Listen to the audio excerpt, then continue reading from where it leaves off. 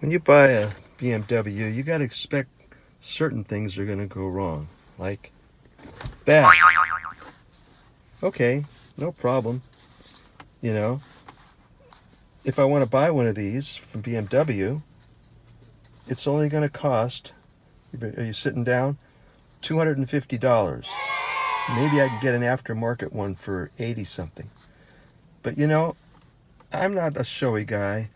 Yeah, well, if someone is looking, I'll put it on like this. And if they're not looking, I can drive it like this. No problem. It still works.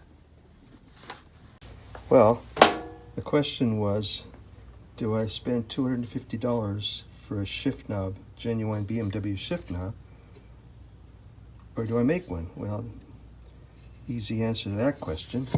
Just cut this block of wood, drill the hole in it, cut it, and there it is. How do you like that? It's going to work real good. I'll show you in a minute. Well, the only thing now to make it a genuine BMW part, the only difference now it's, there it is. It's going to work just the same. No problem. Here we are. We're going to test it now. Okay, drum roll please.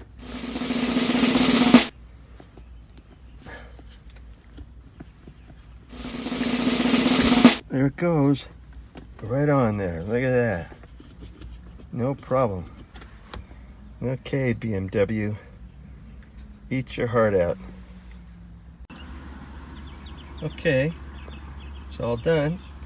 I had to put the BMW on there because you wouldn't know it was a BMW shift knob if I didn't.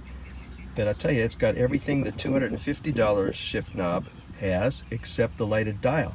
Now let me tell you, if you need a lighted dial to tell you which gear to shift into, you shouldn't be driving this car or any car in the first place. Bye-bye.